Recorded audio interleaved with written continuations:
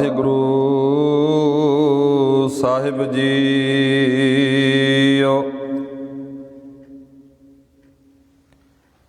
ਮੇਰੀ ਸੰਗਤ ਪੋਚ ਸੋਚ ਦਿਨ ਰਾਤੀ, ਮੇਰਾ ਕਰਮ ਕੁਟਿਲਤਾ ਜਨਮ ਕੁਪਾਤੀ। ਰਾਮ ਗੁਸਈਆ ਜੀ ਕੇ ਜੀਵਨਾ, ਮੋਹਿ ਨਾ ਬਿਸਾਰੋ ਮੈਂ ਜਨ ਤੇਰਾ। ਰਾਮ ਗੁਸਈਆ ਜੀ ਕੇ ਜੀਵਨਾ, ਮੋਹਿ ਨਾ ਬਿਸਾਰੋ ਮੈਂ ਜਨ ਤੇਰਾ।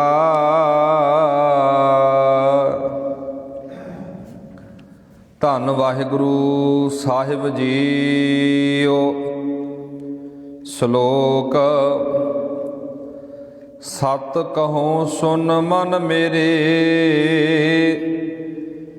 ਸ਼ਰਨ ਪਰੋ ਹਰਿ ਰਾਏ।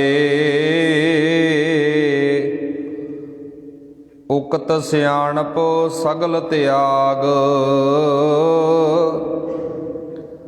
ਨਾਨਕ ਲਏ ਸਮਾਏ।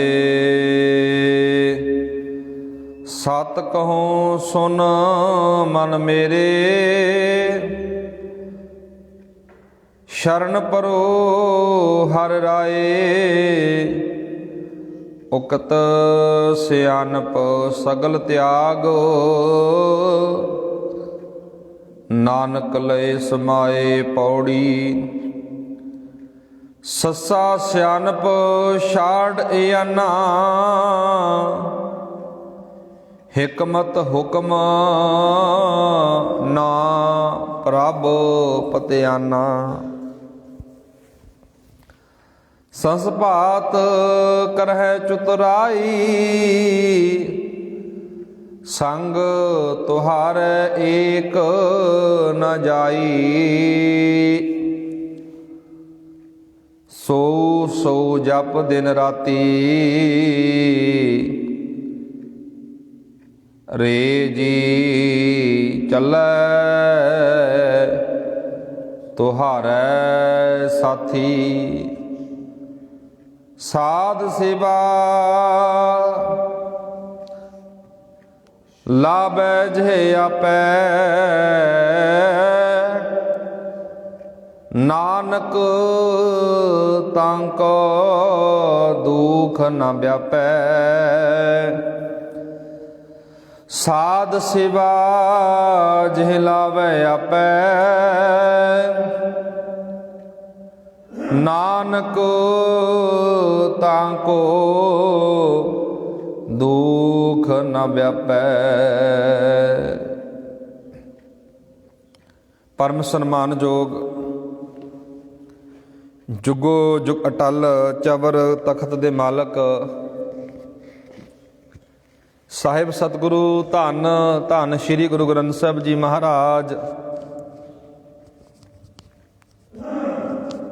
ਤਿੰਨਾਂ ਦੀ ਹਜ਼ੂਰੀ ਅੰਦਰ ਜੁੜ ਮਿਲ ਬੈਠੇ ਅਤ ਸਤਿਕਾਰਯੋਗ ਸਨਮਾਨਯੋਗ ਸਤ ਸੰਗੀ ਜਨੋ ਬਹੁਤ ਹੀ ਵਡਭਾਗੇ ਹਾਂ, ਜੋ ਕਿ ਰੋਜ਼ਾਨਾ ਲੜੀਵਾਰ ਕਥਾ ਵਿਚਾਰ ਦੇ ਨਾਲ ਜੁੜਦੇ ਹਾਂ। ਲੜੀਵਾਰ ਚੱਲ ਰਹੀ ਕਥਾ ਵਿਚਾਰ ਗੌੜੀ ਬਾਵਨਖਰੀ ਮਹਿਲਾ ਪੰਜਵਾ, ਗੁਰੂ ਗ੍ਰੰਥ ਸਾਹਿਬ ਦਾ ਪਾਵਨ ਪਵਿੱਤਰ ਅੰਕ 260, ਲੜੀਵਾਰ ਬਾਵਨਖਰੀ ਦੀ 50 ਨੰਬਰ ਪੌੜੀ ਹੈ ਜੀ। ਆਓ ਵਿਚਾਰਾਂ ਦੀ ਆਰੰਭਤਾ ਕਰਨ ਤੋਂ ਪਹਿਲਾਂ ਸਾਰੀ ਸੰਗਤ ਦੋਵੇਂ ਹੱਥ ਜੋੜ ਕੇ ਆਖੋ, ਵਾਹਿਗੁਰੂ ਜੀ ਕਾ ਖਾਲਸਾ ਵਾਹਿਗੁਰੂ ਜੀ ਕੀ ਫਤਿਹ। ਸਤਿਗੁਰੂ ਧੰਨ ਧੰਨ ਗੁਰੂ ਅਰਜਨ ਸਾਹਿਬ ਮਹਾਰਾਜ ਸ਼ਹੀਦਾਂ ਦੇ ਸਰਤਾਜ ਸ਼ਲੋਕ ਦੇ ਅੰਦਰ ਕਹਿ ਰਹੇ ਨੇ, ਸਤ ਕਹੋ ਸੁਨ ਮਨ ਮੇਰੇ, ਸ਼ਰਨ ਪਰੋ ਹਰਿ ਰਾਏ। ਉਕਤ ਸਿਆਣਪ ਸਗਲ ਤਿਆਗ, ਨਾਨਕ ਲਏ ਸਮਾਏ। ਸਤਿਗੁਰੂ ਮਹਾਰਾਜ ਕਹਿ ਰਹੇ ਨੇ, ਹੇ ਮੇਰੇ ਮਨ, ਮੈਂ ਤੈਨੂੰ ਸੱਚੀ ਗੱਲ ਦੱਸਦਾ ਹਾਂ। ਇਸ ਨੂੰ ਸੁਣ ਪਰਮਾਤਮਾ ਦੀ ਸ਼ਰਨ ਪਾਓ। ਹੇ ਨਾਨਕ, ਸਾਰੀਆਂ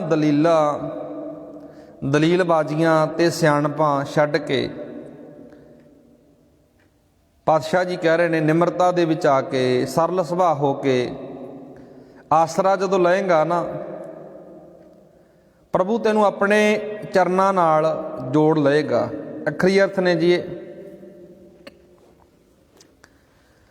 ਸੱਤ ਦਾ ਅਰਥ ਹੁੰਦਾ ਜੀ ਸੱਚੀ ਗੱਲ। ਗੁਰੂ ਅਰਜਨ ਸਾਹਿਬ ਮਹਾਰਾਜ ਕਹਿ ਰਹੇ ਨੇ, ਹੇ ਮੇਰੇ ਮਨ, ਇਹ ਹਰ ਇੱਕ ਨੂੰ ਸੰਬੋਧਨ ਕਰਕੇ ਹੈ ਜੀ ਗੱਲ।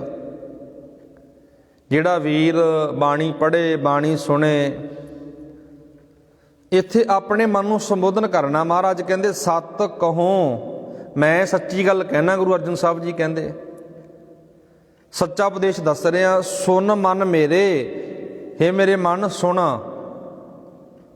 ਗੱਲ ਕਿਹਨੂੰ ਸੁਣਾਉਣੀ ਹੈ? ਗੱਲ ਤਾਂ ਮਨ ਨੂੰ ਸੁਣਾਉਣੀ ਹੈ। ਜਦੋਂ ਵਿਚਾਰ ਮਨ ਨੇ ਸੁਣ ਲਈ ਨਾ, ਫਿਰ ਤਬਦੀਲੀ ਆਪੀ ਆਉਣੀ ਸ਼ੁਰੂ ਹੋ ਜਾਂਦੀ ਹੈ। ਬਹੁਤ ਵਾਰ ਇਸ ਵਿਸ਼ੇ 'ਤੇ ਚਿੰਤਨ ਕੀਤਾ, ਵਿਚਾਰ ਕੀਤੀ ਹੈ ਵੀ ਅੱਜ ਜੇ ਸਮਾਂ ਵੇਖੀਏ, ਧਾਰਮਿਕ ਵਿਚਾਰਾਂ ਕਿੰਨੀਆਂ ਹੁੰਦੀਆਂ ਨੇ, ਬਾਣੀ ਕਿੰਨੀ ਪੜ੍ਹੀ ਜਾ ਰਹੀ ਹੈ, ਬਾਣੀ ਸੁਣੀ ਕਿੰਨੀ ਜਾ ਰਹੀ ਹੈ, ਬਾਣੀ ਦਾ ਪ੍ਰਚਾਰ ਕਿੰਨਾ ਕੀਤਾ ਜਾ ਰਿਹਾ ਹੈ। ਸਮਾਜ ਵਧੀਆ ਕਿਉਂ ਨਹੀਂ ਬਣ ਰਿਹਾ, ਨਰੋਆ ਕਿਉਂ ਨਹੀਂ ਬਣ ਰਿਹਾ? ਇਹਦਾ ਕਾਰਨ ਪਤਾ ਕੀ ਹੈ? ਇੱਥੇ ਜਿਹੜੀ ਆਪਾਂ ਗੱਲ ਪੜ੍ਹ ਰਹੇ ਹਾਂ, ਵਿਚਾਰ ਰਹੇ ਹਾਂ, ਮਨ ਕਰਕੇ ਗੁਰੂ ਦੀ ਵਿਚਾਰ ਨੂੰ ਕਦੇ ਕਬੂਲ ਹੀ ਨਹੀਂ ਕੀਤਾ।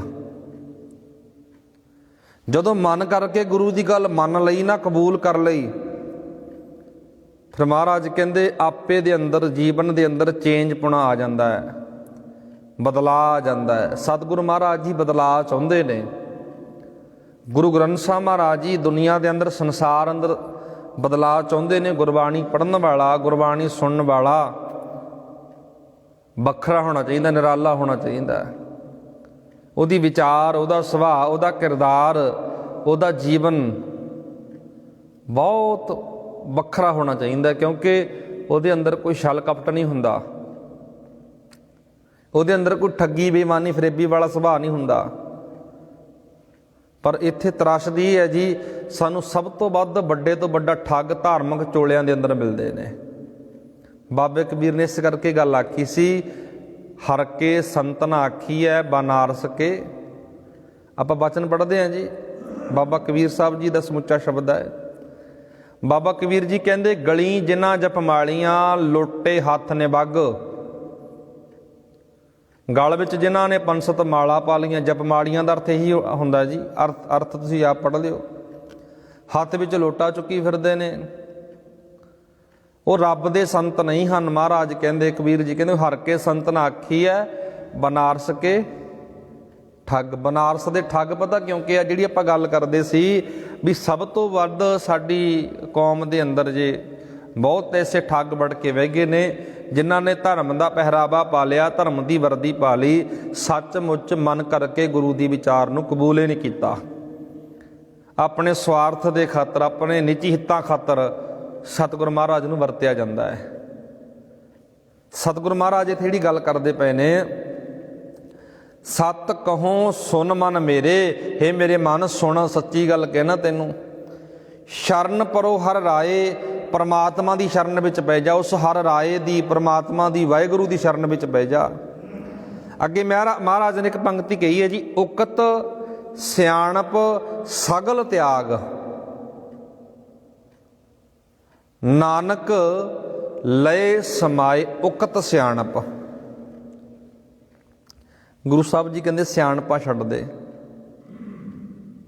ਜਿੰਨੀਆਂ ਵੀ ਸਿਆਣਪਾਂ ਕਰਦਾ ਨਾ ਧਰਮ ਦੀ ਦੁਨੀਆ ਦੇ ਅੰਦਰ, ਇੱਥੇ ਸਤਿਗੁਰੂ ਮਹਾਰਾਜ ਨੇ ਪਤਾ ਕਿਹੜੇ ਸਿਆਣਪ ਦੀ ਗੱਲ ਕੀਤੀ ਆ? ਜਿਹਨੂੰ ਰਾਮਕਲੀ ਰਾਗ ਦੇ ਅੰਦਰ ਗੁਰੂ ਸਾਹਿਬ ਨੇ ਕਿਹਾ, ਏ ਮਨ ਚੰਚਲਾ ਚੁਤਰਾਈ ਕਿੰਨੇ ਨਾ ਪਾਇਆ, ਚੁਤਰਾਈ ਨਾ ਪਾਇਆ ਕਿੰਨੇ ਤੂੰ, ਸੁਣ ਮਨ ਮੇਰਿਆ। ਚਤੁਰਾਈ ਨਾਲ, ਚਲਾਕੀ ਨਾਲ। ਚਤੁਰਾਈ ਚਲਾਕੀ ਧਰਮ ਦੀ ਦੁਨੀਆ ਅੰਦਰ ਕੀ ਹੁੰਦੀ ਹੈ? ਬਾਹਰੀ ਤੌਰ ਤੇ ਗੁਰੂ ਗ੍ਰੰਥ ਸਾਹਿਬ ਨੂੰ ਵੀ ਸਿਰ ਝੁਕਾ ਦਿੱਤਾ, ਅਤੇ ਸਿਰ ਕਿਤੇ ਹੋਰ ਜਾ ਕੇ ਵੀ ਝੁਕਾ ਦਿੱਤਾ। ਇਹ 'ਚ ਬਹੁਤ ਵੱਡੀ ਚਤੁਰਾਈ ਹੈ, ਜਿਹਨੂੰ ਮਹਾਰਾਜ ਨੇ ਇੱਕ ਬਚਨ ਆਖਿਆ। ਮਹਾਰਾਜ ਕਹਿੰਦੇ, ਪਾਤਸ਼ਾਹ ਜੀ ਬਾਣੀ ਅੰਦਰ ਕਹਿ ਰਹੇ ਨੇ, ਤੁਧਨੋਂ ਨਿਵਣ ਮੰਨਣ ਤੇਰਾ ਨਾਮ, ਤੈਨੂੰ ਨਿਉਣਾ ਤੇਰੇ ਨਾਮ ਨੂੰ ਮੰਨਣਾ। ਇੱਕ ਬਚਨ ਹੋਰ ਕਿਹਾ ਮਹਾਰਾਜ ਨੇ, ਅਪਰਾਧੀ ਦੁਣਾ ਨਿਵੈ ਜੋ ਹੰਤਾ ਮਿਰਗਾਏ, ਸੀਸ ਨਿਵਾਇਆ ਕਿਆ ਥੀਆ ਜਾ ਹਿਰਦੈ ਕੁਸ਼ੁੱਧੇ ਜਾਹੇ। ਸਿਰ ਝੁਕਾਉਣ ਦਾ ਕੀ ਫਾਇਦਾ? ਗੁਰੂ ਨਾਨਕ ਮਹਾਰਾਜ ਕਹਿੰਦੇ, ਜੇ ਹਿਰਦੇ ਅੰਦਰ ਕੁਸ਼ੁੱਧਤਾ ਹੈ, ਕਠੋਰਪਣ ਹੈ, ਮੱਥਾ ਟੇਕਣ ਦਾ ਵੀ ਪਾਤਸ਼ਾਹ ਜੀ ਕਹਿੰਦੇ ਲਾਭ ਨਹੀਂ ਹੋਣਾ। ਸੀਸ ਝੁਕਾਉਣ ਨਾਲ ਅੰਦਰਲਾ ਬੈਠਿਆ ਜਿਹੜਾ ਮਨ ਆ ਨਾ, ਉਹ ਝੁਕਣਾ ਜ਼ਰੂਰੀ ਹੈ। ਜਦੋਂ ਮਨ ਝੁਕ ਗਿਆ, ਸਿਰ ਨੇ ਤਾਂ ਆਪ ਹੀ ਝੁਕ ਜਾਣਾ ਹੈ। ਜਿਹੜੀ ਆਪਾਂ ਇੱਥੇ ਗੱਲ ਕਰਦੇ ਸੀ ਇਸ ਸ਼ਲੋਕ ਦੇ ਅੰਦਰ, ਉਕਤ ਸਿਆਣਪ, ਧਰਮ ਦੀ ਦੁਨੀਆ ਅੰਦਰ ਸਿਆਣਪ ਕਿਹੜੀ ਹੁੰਦੀ ਹੈ? ਚਤੁਰਾਈਆਂ ਕਰਨੀਆਂ, ਬੇਫਜ਼ੂਲੇ ਕੰਮ ਕਰਨੇ ਜਿਹੜੇ ਧਰਮ ਦੇ ਦਾਇਰੇ ਅੰਦਰ ਫਿੱਟ ਨਹੀਂ ਬਹਿੰਦੇ। ਸਾਡੀ ਦੁਨੀਆ ਅੰਦਰ ਸਿਆਣਾ ਪਤਾ ਕਿ ਇੱਕ ਸਿਰ ਘਮਾਉਣ ਵਾਲੇ ਨੂੰ ਵੀ ਸਿਆਣਾ ਕਿਹਾ ਜਾਂਦਾ ਜੀ, ਇਹ ਗੱਲ ਨੋਟ ਕਰਿਓ। ਪਰ ਗੁਰਬਾਣੀ ਇਹਨਾਂ ਚੀਜ਼ਾਂ ਤੇ ਵਿਸ਼ਵਾਸ ਨਹੀਂ ਕਰਦੀ। ਮਹਾਰਾਜ ਨੇ, ਸਤਿਗੁਰੂ ਜੀ ਨੇ ਮੁੱਢ ਤੋਂ ਇਹਨਾਂ ਚੀਜ਼ਾਂ ਦਾ ਖੰਡਨ ਕੀਤਾ, ਵਿਰੋਧਤਾ ਕੀਤੀ ਹੈ। ਇਹ ਨਿੰਦਿਆ ਨਹੀਂ, ਅਸਲੀਅਤ ਹੈ। ਸਮਾਜ ਨੂੰ ਪਿਛਾਂਹ ਵੱਲ ਲੈ ਕੇ ਜਾ ਰਹੇ ਨੇ ਲੋਕ। ਬਾਬੇ ਨਾਨਕ ਦਾ ਸੁਪਨਾ ਸੀ ਜਿਹੜਾ, ਗੁਰੂ ਗ੍ਰੰਥ ਸਾਹਿਬ ਦੀ ਵਿਚਾਰਧਾਰਾ ਸੀ ਜਿਹੜਾ, ਇਹ ਬਹੁਤ ਵੱਡਾ ਖੋਰਾ ਕਹਿ ਲਓ, ਘੁਣ ਕਹਿ ਲਓ, ਇਹ ਲੋਕ ਲਾ ਰਹੇ ਨੇ। ਸਤਿਗੁਰੂ ਮਹਾਰਾਜ ਕਹਿੰਦੇ, ਉਕਤ ਸਿਆਣਪ ਸਗਲ ਤਿਆਗ। ਭਾਈ ਉਕਤ ਸਿਆਣਪ ਸਾਰੀਆਂ ਨੂੰ ਛੱਡ ਦੇ, ਤਿਆਗ ਦੇ। ਇੱਥੇ ਗੁਰੂ ਦੀ ਹਜ਼ੂਰੀ ਅੰਦਰ ਪ੍ਰਵਾਨ ਨਹੀਂ ਹੈ। ਸਾਡੇ ਭੋਲੇ ਲੋਕ ਅੱਜ ਵੀ ਲੁੱਟੇ ਜਾ ਰਹੇ ਨੇ, ਅੱਜ ਵੀ ਠੱਗੇ ਜਾ ਰਹੇ ਨੇ। ਸਰੀਰਕ ਤੌਰ ਤੇ ਕੋਈ ਰੋਗ ਲੱਗ ਗਿਆ, ਮਾਨਸਿਕ ਤੌਰ ਤੇ ਕੋਈ ਰੋਗ ਲੱਗ ਗਿਆ, ਫਲਾਣੇ ਬਾਬੇ ਕੋਲੋਂ ਇੰਨੇ ਰੁਪਈਆਂ ਦਾ ਇਲਾਜ ਕਰਦਾ ਜੀ, ਉਹ 61,000 ਲੈਂਦਾ, 51 ਇੰਨੇ ਪੈਸੇ ਲੈਂਦਾ। ਪਰ ਪਾਤਸ਼ਾਹ ਜੀ ਕਹਿੰਦੇ ਸਿਆਣਪਾਂ ਤਾਂ ਕੰਮ ਆਉਂਦੀਆਂ ਨਹੀਂ। ਆਪਾਂ ਜਪਜੀ ਸਾਹਿਬ ਦੀ ਪਹਿਲੀ ਪੌੜੀ ਪੜ੍ਹਦੇ ਆ, ਮਹਾਰਾਜ ਕਹਿੰਦੇ ਸਹਿ ਸਿਆਣਪਾ ਲੱਖ ਹੋਏ ਤਾਂ ਇੱਕ ਨਾ ਚੱਲੇ। ਇਹ ਸਭ ਕੁਝ ਭਾਵੇਂ ਲੱਖਾਂ ਨੇ, ਪਰ ਧਰਮ ਦੇ ਦਾਇਰੇ ਅੰਦਰ ਫਿੱਟ ਨਹੀਂ ਹੁੰਦੀਆਂ, ਇਹ ਝੂਠੀਆਂ ਨੇ। ਮਹਾਰਾਜ ਨੇ ਕਹਿ ਦਿੱਤਾ ਵੀ ਚੰਚਲਤਾ ਨਾਲ, ਚਤੁਰਾਈ ਨਾਲ ਥੋੜ੍ਹੀ ਇਹ ਰੱਬ ਖੁਸ਼ ਹੁੰਦਾ। ਇਹ ਰੱਬ ਤੇ ਬਣ ਕੇ ਜਿਹੜੇ ਬੈਠੇ ਵਿਚੋਲੇ ਨੇ, ਇਹਨਾਂ ਤੋਂ ਗੁਰੂ ਸਾਹਿਬ ਜੀ ਬਚਾਉਂਦੇ ਨੇ। ਬਚੋ, ਬਾਬੇ ਨਾਨਕ ਨੇ ਹੋਕਾ ਦਿੱਤਾ। ਇਹ ਤਾਂ ਇਸ ਤਰ੍ਹਾਂ ਵੀ ਕਰਨਗੇ, ਆਪ ਪਛਾੜਿਆ ਧਰਤੀ ਨਾਲ, ਰੋਟੀਆਂ ਕਾਰਨ ਪੂਰਾ ਤਾਲ, ਆਪਣੇ ਆਪ ਨੂੰ ਪਛਾੜ ਮਾਰਦੇ ਨੇ ਧਰਤੀ ਨਾਲ।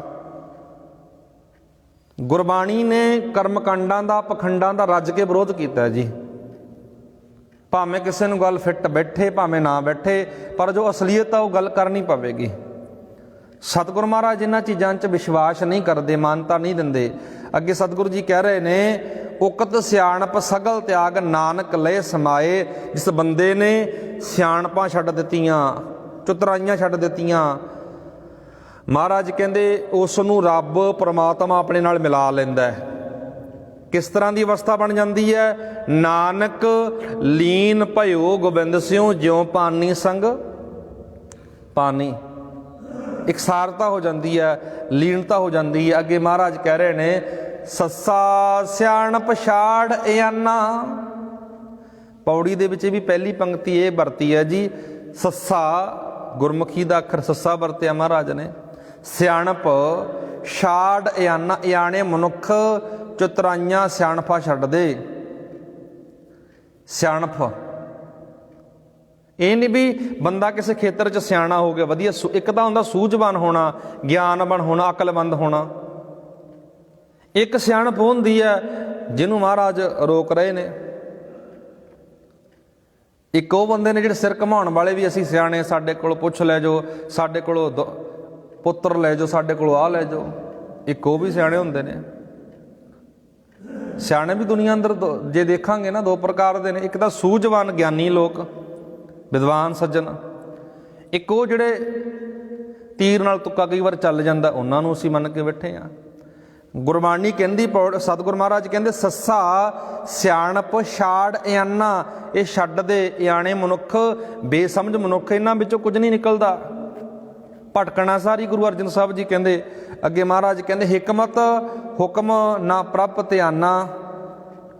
ਹਿਕਮਤ ਦਾ ਅਰਥ ਹੁੰਦਾ ਜੀ ਚਲਾਕੀ ਕਰਨੀ। ਚਲਾਕੀ ਨਾਲ ਹੁਕਮ ਦੇ ਰਾਹੀਂ। ਮਹਾਰਾਜ ਕਹਿੰਦੇ ਚਲਾਕੀ ਦੇ ਨਾਲ ਰੱਬ ਦੇ ਹੁਕਮ ਨੂੰ ਸਮਝਿਆ ਨਹੀਂ ਜਾਂਦਾ। ਇਹ ਚਲਾਕੀ ਹੈ ਬਹੁਤ ਵੱਡੀ। ਚਲਾਕੀ ਕਰ ਰਹੇ ਨੇ ਉਹ ਲੋਕ ਜਿਹੜੇ ਇਸ ਤਰ੍ਹਾਂ ਦੁਨੀਆ ਨੂੰ ਲੁੱਟ ਰਹੇ ਨੇ। ਹਿਕਮਤ ਹੁਕਮ ਨਾ ਪ੍ਰਭ ਪਤਿਆਨਾ, ਇਸ ਤਰ੍ਹਾਂ ਰੱਬ ਪਤੀਜਦਾ ਨਹੀਂ, ਰੱਬ ਖੁਸ਼ ਨਹੀਂ ਹੁੰਦਾ ਇਹਨਾਂ ਕੰਮਾਂ ਤੇ। ਰੱਬ ਦੇ ਦਾਇਰੇ ਅੰਦਰ ਇਹ ਕੰਮ ਝੂਠੇ ਨੇ। ਅੱਗੇ ਮਹਾਰਾਜ ਕਹਿੰਦੇ ਸੰਸ ਭਾਂਤ ਕਰਹਿ ਚੁਤਰਾਈ। ਸੰਸ ਦਾ ਅਰਥ ਹੁੰਦਾ ਜੀ ਹਜ਼ਾਰ। ਸੰਸ ਹਜ਼ਾਰਾਂ ਭਾਂਤਾਂ ਦੀਆਂ ਮਨੁੱਖ ਚੁਤਰਾਈਆਂ ਕਰਦਾ, ਚੁਲਾਕੀਆਂ ਕਰਦਾ। ਸੰਗ ਤੁਹਾਰੈ ਏਕ ਨਾ ਜਾਈ। ਕਿੰਨੀਆਂ ਚਲਾਕੀਆਂ, ਕਿੰਨੀਆਂ ਸਿਆਣਪਾਂ, ਕਿੰਨੀਆਂ ਚਤੁਰਾਈਆਂ ਕਰ ਲਈਆਂ। ਗੁਰੂ ਅਰਜਨ ਸਾਹਿਬ ਜੀ ਕਹਿੰਦੇ ਤੇਰੇ ਨਾਲ ਇੱਕ ਵੀ ਨਹੀਂ ਜਾਂਦੀ ਇਹਨਾਂ ਚੋਂ। ਇੱਕ ਨਾ ਚੱਲੇ ਨਾਲ, ਇੱਕ ਵੀ ਨਹੀਂ ਚੱਲਦੀ ਇਹਨਾਂ ਚੋਂ। ਇਹਦਾ ਲੇਖਾ ਤੈਨੂੰ ਦੇਣਾ ਪੈਣਾ। ਆ ਦੁਨੀਆ ਨੂੰ ਲੁੱਟ ਲਿਆ, ਸੰਸਾਰ ਨੂੰ ਲੁੱਟ ਲਿਆ, ਲੇਖਾ ਤੈਨੂੰ ਦੇਣਾ। ਦੇਖੋ ਤੁਸੀਂ, ਜੇ ਆਪਾਂ ਅੱਜ ਇਸ ਵਿਸ਼ੇ ਤੇ ਗੱਲ ਕਰੀਏ ਨਾ, ਕਿੰਨੇ ਲੋਕ ਨੇ,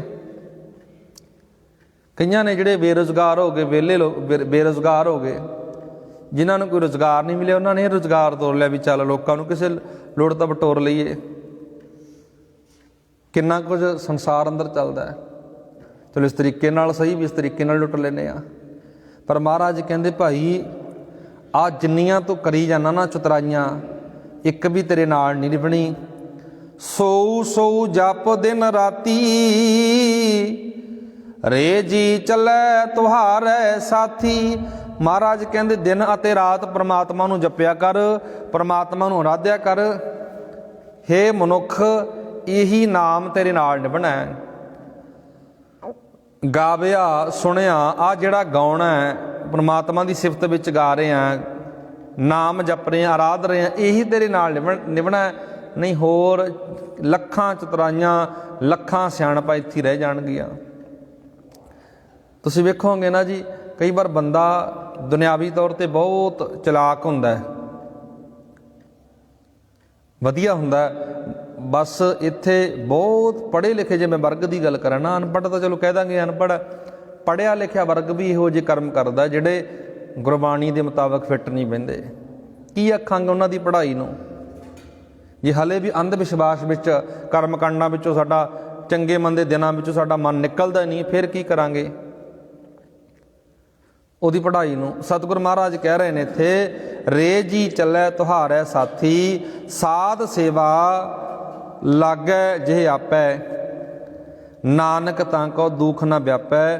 ਸਤਿਗੁਰ ਮਹਾਰਾਜ ਕਹਿੰਦੇ ਜਿਹੜੇ ਮਨੁੱਖ ਉਸ ਗੁਰੂ ਦੀ ਸੇਵਾ ਵਿੱਚ ਲੱਗ ਜਾਂਦੇ ਨੇ, ਉਹਨਾਂ ਨੂੰ ਕਦੇ ਦੁੱਖ ਨਹੀਂ ਵਿਆਪਦਾ, ਉਹ ਕਦੇ ਇਸ ਦੁੱਖ ਦੇ ਵਿੱਚ ਘਿਰਦੇ ਨਹੀਂ। ਇੱਕ ਸ਼ਲੋਕ ਤੇ ਇੱਕ ਪੌੜੀ ਦੀ ਵਿਚਾਰ ਕੀਤੀ ਹੈ ਜੀ। ਸ਼ਲੋਕ ਦੇ ਅੰਦਰ ਮਹਾਰਾਜ ਨੇ ਕੁਝ ਸਾਡੇ ਸਾਹਮਣੇ ਵਿਚਾਰ ਰੱਖੇ ਨੇ। ਸ਼ਰਨ ਪੈਣ ਦੀ ਗੱਲ ਕੀਤੀ ਹੈ, ਆਪਣੇ ਆਪ ਨੂੰ ਸਮਰਪਣ ਕਰਨਾ, ਸਰੈਂਡਰ ਕਰ ਦੇਣਾ। ਉਸ ਤੋਂ ਬਾਅਦ ਮਹਾਰਾਜ ਕਹਿੰਦੇ ਫਿਰ ਸਿਆਣਪਾ ਤਿਆਗ ਕੇ ਉਹਦੇ ਨਾਲ ਮਿਲ ਜਾ, ਪ੍ਰਮਾਤਮਾ ਨਾਲ।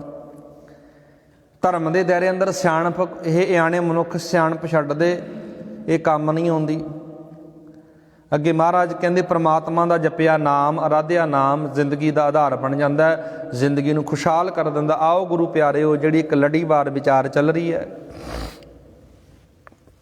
ਜਿਹੜਾ ਕੱਲ੍ਹ ਦਾ ਦੀਵਾਨ ਸੀ, ਕੱਲ੍ਹ ਦੇ ਦੀਵਾਨਾਂ ਅੰਦਰ ਜਿਹੜੀ ਆਪਾਂ ਨੇ ਵਿਚਾਰ ਕੀਤੀ ਸੀ ਜੀ, ਸਾਡੇ 9ਵੇਂ ਗੁਰੂ ਧੰਨ ਧੰਨ ਗੁਰੂ ਤੇਗ ਬਹਾਦਰ ਸਾਹਿਬ ਮਹਾਰਾਜ, ਜਿਨ੍ਹਾਂ ਦੇ ਜੀਵਨ ਦੇ ਪਰਥਾਏ ਆਪਾਂ ਨੇ ਕੱਲ੍ਹ ਵਿਚਾਰ ਕੀਤੀ ਸੀ, ਉਹਨਾਂ ਦੀ ਸ਼ਹਾਦਤ ਬਾਰੇ। ਉਹ ਮਹਾਨ ਸਿੱਖਾਂ ਦਾ ਜ਼ਿਕਰ ਕੀਤਾ ਸੀ, ਲੱਖੀ ਸ਼ਾਹ ਬਣਜਾਰਾ ਜੀ, ਭਾਈ ਉਦੇ ਜੀ, ਬਾਬਾ ਜੈਤਾ ਜੀ।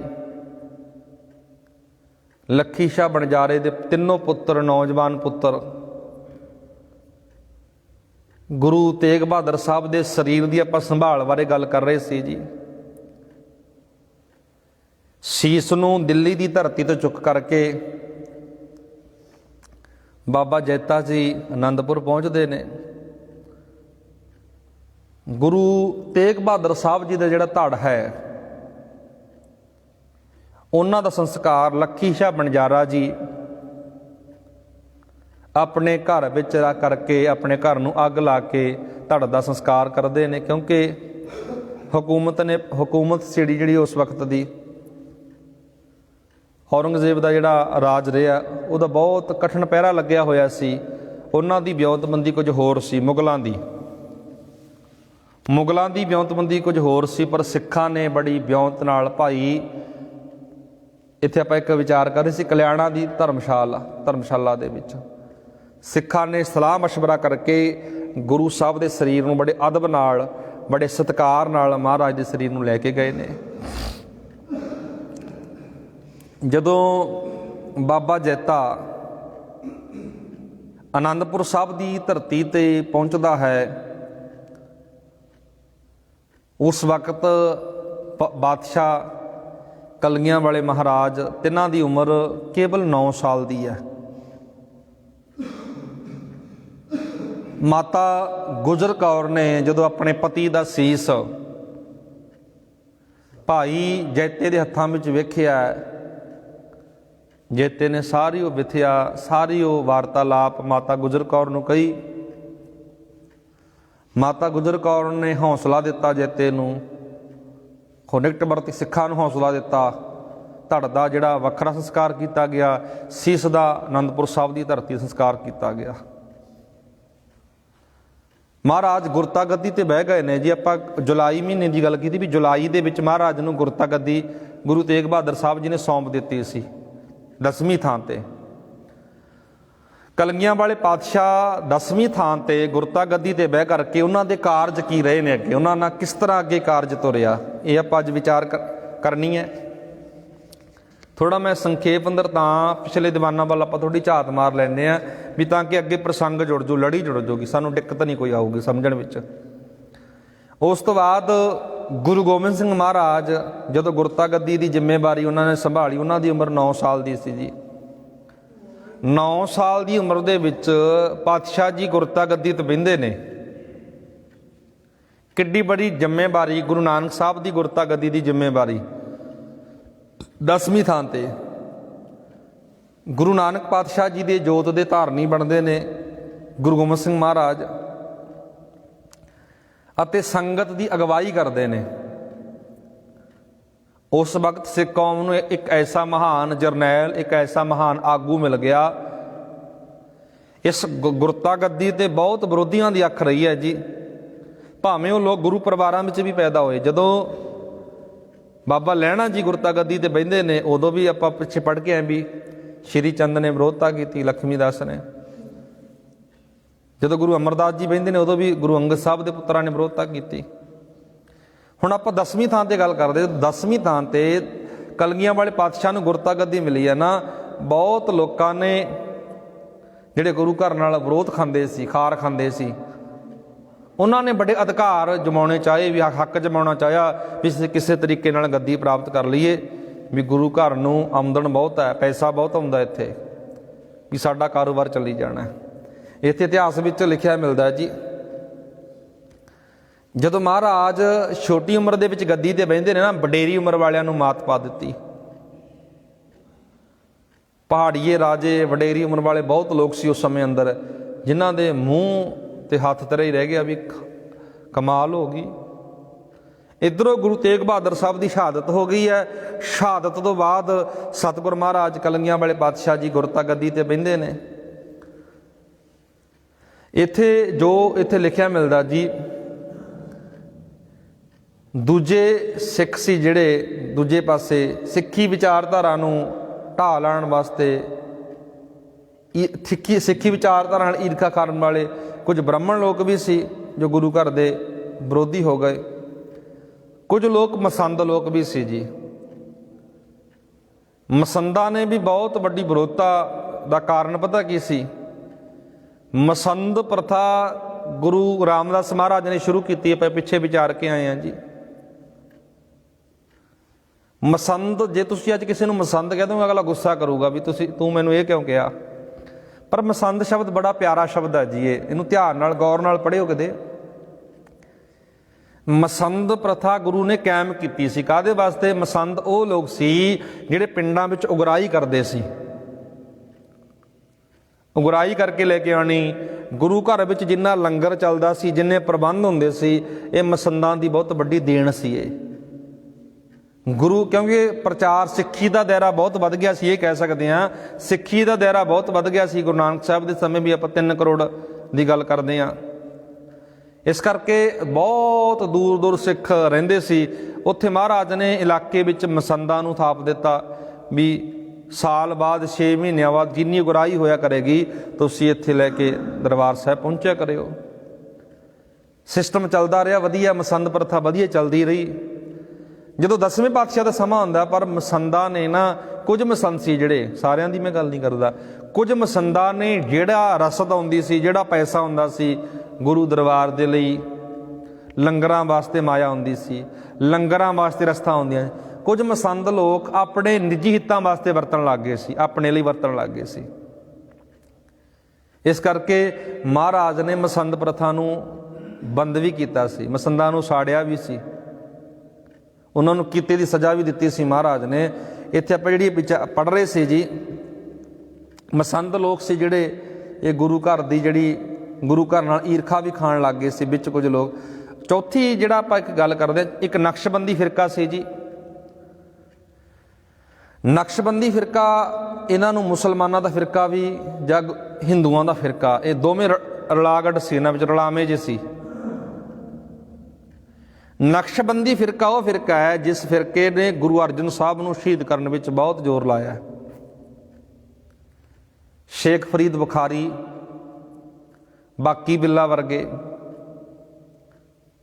ਜਿਨ੍ਹਾਂ ਨੂੰ ਅਸੀਂ ਅੱਜ ਮਾਨਤਾ ਦੇ ਰੱਖੀ ਆ ਨਾ, ਜਿਨ੍ਹਾਂ ਨੂੰ ਅਸੀਂ ਬਹੁਤ ਵੱਡਾ ਪੀਰ ਕਹਿ ਕੇ ਪੂਜੀ ਜਾਂਦੇ, ਮੰਨੀ ਜਾਂਦੇ ਹਾਂ, ਤੁਸੀਂ ਗੁਰੂ ਅਰਜਨ ਸਾਹਿਬ ਦੀ ਸ਼ਹਾਦਤ ਪੜ੍ਹੋਗੇ, ਇਹਨਾਂ ਲੋਕਾਂ ਦਾ ਬਹੁਤ ਵੱਡਾ ਰੋਲ ਰਿਹਾ ਜੀ ਗੁਰੂ ਅਰਜਨ ਸਾਹਿਬ ਨੂੰ ਸ਼ਹੀਦ ਕਰਾਉਣ ਦੇ ਵਿੱਚ।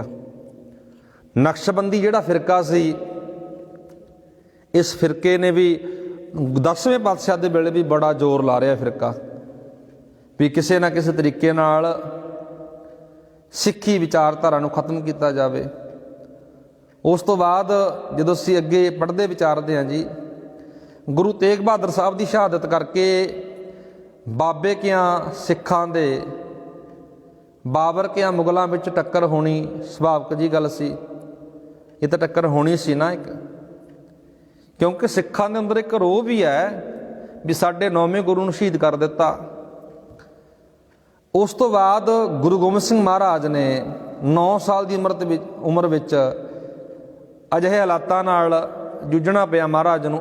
ਅਜਿਹੇ ਹਾਲਾਤਾਂ ਵਿੱਚ ਵੀ ਸਤਿਗੁਰ ਮਹਾਰਾਜ ਅਡੋਲ ਰਹੇ। ਉਸ ਵਕਤ ਵੀ ਮਾਤਾ ਗੁਜਰ ਕੌਰ ਵਰਗੇ ਉਹ ਮਹਾਨ ਸ਼ਖਸੀਅਤ,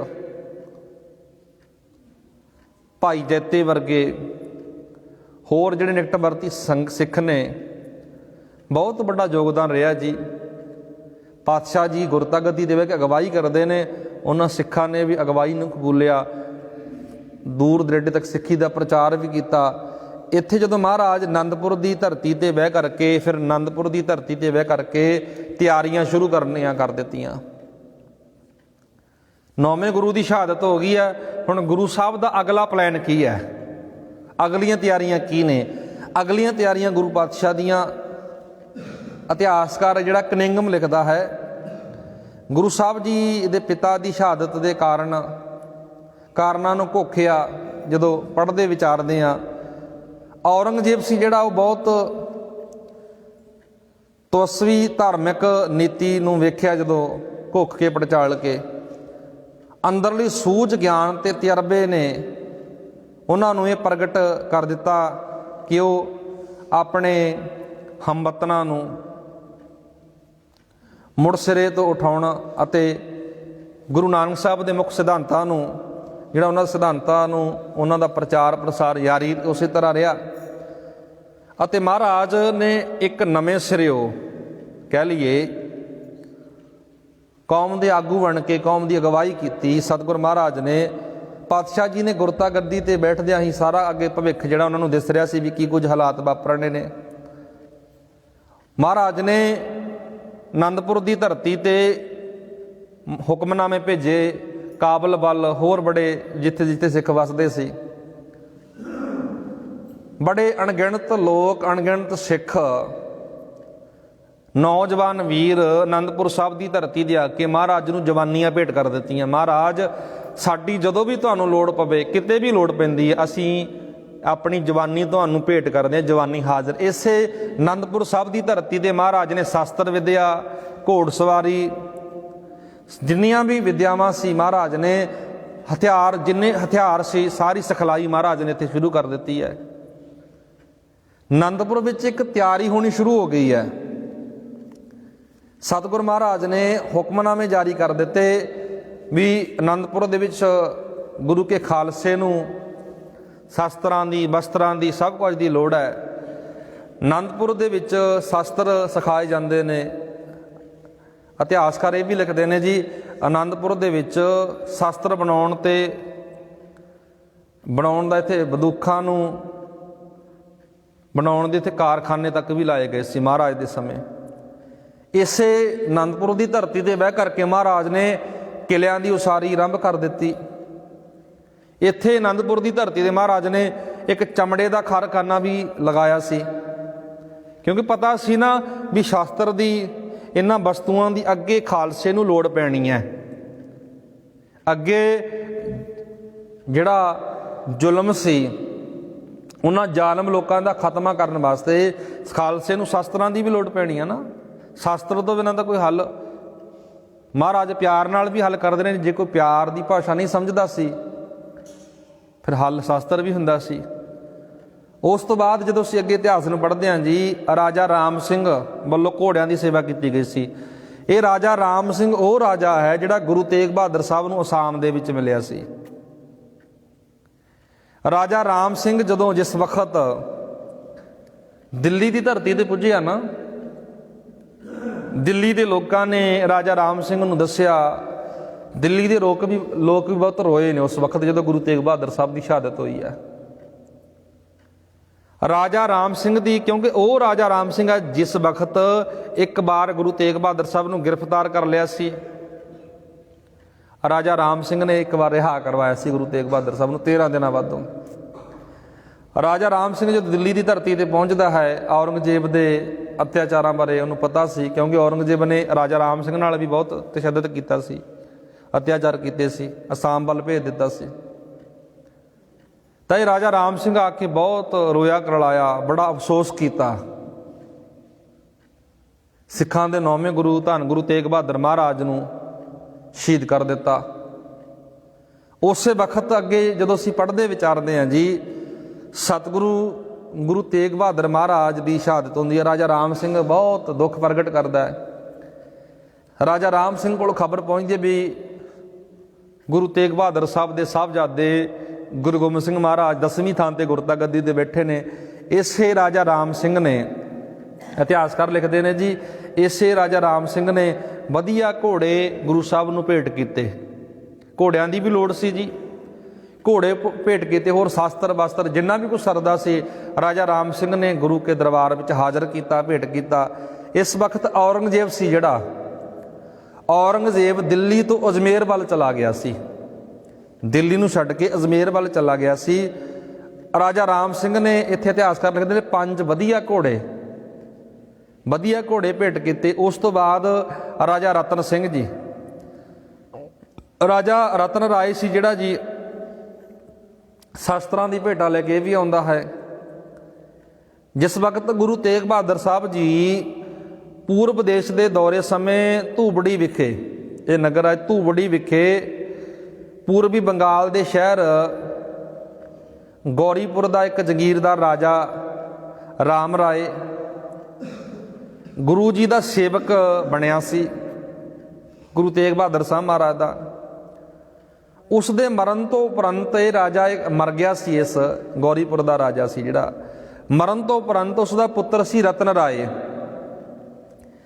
ਇਸ ਦਾ ਪੁੱਤਰ ਰਤਨ ਰਾਏ ਸੀ, ਇਹਦੀ ਪਤਨੀ ਦਾ ਨਾਮ ਸੀ ਜੀ ਸਵਰਨਮਤੀ। ਇਹ ਮਾਂ ਤੇ ਪੁੱਤਰ, ਜਦੋਂ ਇਹਨਾਂ ਨੂੰ ਪਤਾ ਲੱਗਿਆ ਇਹ ਵੀ ਇੱਕ ਰਾਜੇ ਦੀ ਪਤਨੀ ਸੀ, ਇਹ ਪੁੱਤਰ ਤੇ ਮਾਂ ਦੋਏ, ਜਦੋਂ ਪਤਾ ਲੱਗਿਆ ਵੀ ਆਨੰਦਪੁਰ ਵਾਲੇ ਗੁਰੂ ਨੇ ਕੁਝ ਮੰਗ ਕੀਤੀ ਹੈ, ਵੱਡੇ ਵੱਡੇ ਰਾਜੇ ਮਹਾਰਾਜੇ ਉਹਨਾਂ ਮੰਗਾਂ ਨੂੰ ਪੂਰੀਆਂ ਕਰਨ ਵਾਸਤੇ ਆਉਂਦੇ ਨੇ। ਵੇਖੋ, ਇੱਕ ਪਾਸੇ ਮੁਗਲਾਂ ਨੇ ਪੂਰਾ ਜ਼ੋਰ ਲਾ ਰੱਖਿਆ ਵੀ ਸਿੱਖੀ ਵਿਚਾਰਧਾਰਾ ਨੂੰ ਕਿਸੇ ਤਰੀਕੇ ਨਾਲ ਖਤਮ ਕੀਤਾ ਜਾਵੇ। बड़े बड़े राजे बड़े बड़े महाराजे गुरु साहब नूं हाथी भी भेंट करते रहे ने, घोड़े भी भेंट करते रहे ने। इत्थे जिहड़ा जिक्र मिलदा जी, ये राजा सी रतन राय। इतिहास विच एक जिक्र मिलदा जी, चिट्टा हाथी सफेद रंग दा हाथी।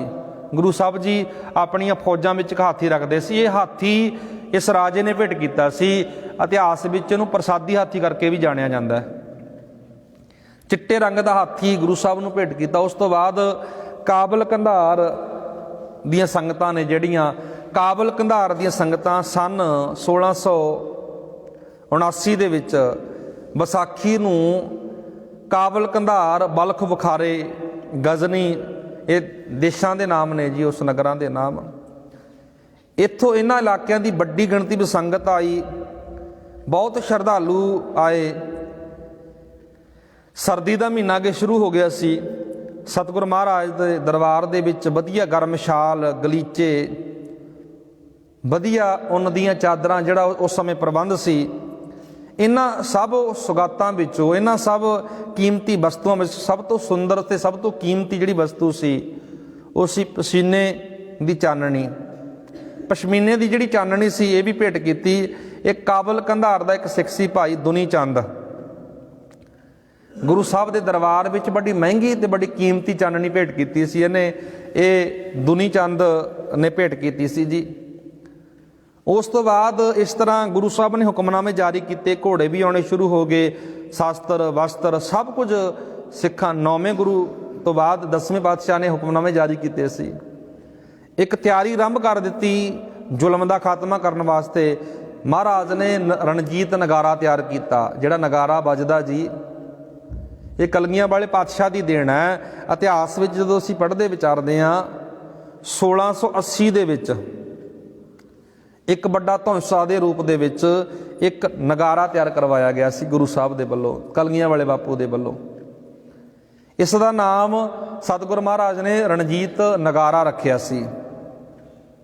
ਕਿਲਾ, ਉਸ ਤੋਂ ਬਾਅਦ ਮਹਾਰਾਜ ਨੇ ਆਨੰਦਗੜ੍ਹ ਦਾ ਜਿਹੜਾ ਕਿਲਾ ਸੀ, ਆਨੰਦਗੜ੍ਹ ਦੇ ਕਿਲੇ ਵਿੱਚ ਇਸ ਨਗਾਰੇ ਨੂੰ ਸਥਾਪਿਤ ਕਰ ਦਿੱਤਾ ਸੀ।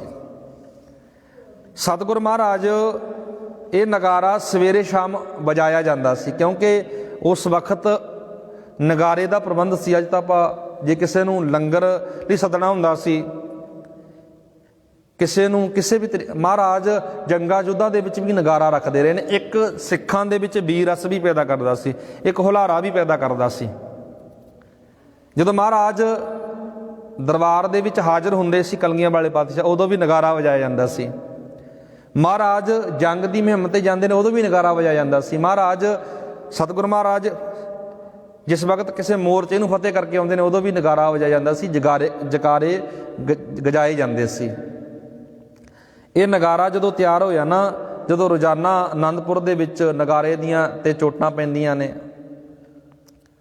ਪਹਾੜੀ ਰਾਜਿਆਂ ਦੇ ਦਿਲ ਘਬਰਾਉਂਦੇ ਨੇ, ਕਿਉਂਕਿ ਪਹਾੜੀ ਰਾਜੇ ਅੰਦਰ ਖਾਤੇ ਮੁਗਲਾਂ ਨਾਲ ਰਲੇ ਹੋਏ ਸੀ। ਉੱਪਰ ਕਹਿੰਦੇ ਸੀ ਗੁਰੂ ਸਾਹਿਬ ਜੀ ਵਧੀਆ ਕਾਰਜ ਕਰਦੇ ਨੇ, ਅਸੀਂ ਗੁਰੂ ਸਾਹਿਬ ਦੇ ਨਾਲ ਆ, ਪਰ ਅੰਦਰ ਖਾਤੇ ਪਹਾੜੀ ਇਹ ਸੀ ਨਾ ਜਿਹੜੇ, ਇਹ ਮੁਗਲਾਂ ਦੇ ਨਾਲ ਇਹਨਾਂ ਨੇ ਗੰਢ ਧੁੱਪ ਕੀਤੀ ਹੋਈ ਸੀ, ਰਲੇ ਹੋਏ ਸੀ।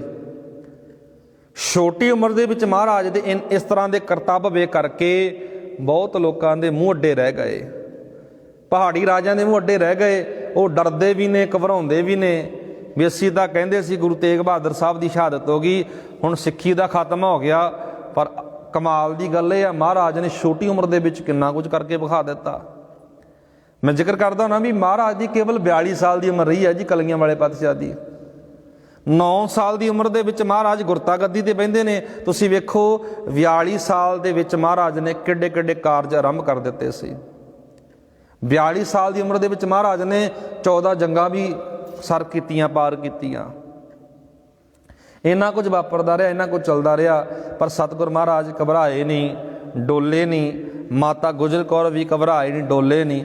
ਉਸ ਤੋਂ ਬਾਅਦ ਸਤਿਗੁਰ ਮਹਾਰਾਜ ਜੋ ਅੱਗੇ ਟੀਚਾ ਤੈਅ ਕਰਦੇ ਨੇ, ਨਿਸ਼ਾਨਾ ਤੈਅ ਕਰਦੇ ਨੇ, ਉਸ ਬਾਰੇ ਆਪਾਂ ਕੱਲ੍ਹ ਨੂੰ ਵਿਚਾਰ ਕਰਾਂਗੇ ਜੀ। ਕੱਲ੍ਹ ਦੇ ਦੀਵਾਨਾਂ ਵਿੱਚ ਆਪਾਂ ਥੋੜ੍ਹੀ ਵਿਚਾਰ ਮਸੰਦਾਂ ਬਾਰੇ ਹੋਰ ਕਰਾਂਗੇ। ਇਹ ਸੀ ਆਨੰਦਪੁਰ ਸਾਹਿਬ ਦੇ ਵਿੱਚ ਕਲਗੀਆਂ ਵਾਲੇ ਬਾਪੂ ਦੀਆਂ ਤਿਆਰੀਆਂ। ਅੱਜ ਆਪਾਂ ਤਿਆਰੀ 'ਤੇ ਗੱਲ ਕੀਤੀ ਹੈ। 9ਵੇਂ ਗੁਰੂ ਤੋਂ ਬਾਅਦ 10ਵੇਂ ਗੁਰੂ ਤਿਆਰੀ ਦੇ ਵਿੱਚ ਲੱਗ ਗਏ ਨੇ। ਕਿਹੜੀਆਂ ਤਿਆਰੀ ਕੀਤੀ ਆਪਾਂ ਸੰਖੇਪ ਅੰਦਰ ਵਿਚਾਰ ਕੀਤੀ ਹੈ। ਸਾਡੇ ਜੀਵਨ ਦੇ ਵਿੱਚ, ਸਾਡੇ ਮਨ ਦੇ ਵਿੱਚ ਉਹ ਵਿਚਾਰਾਂ ਆ ਕੇ ਬਸ ਜਾਣ ਜੋ ਗੁਰੂ ਸਾਹਿਬ ਜੀ ਵਸਾਉਣਾ ਚਾਹੁੰਦੇ ਨੇ।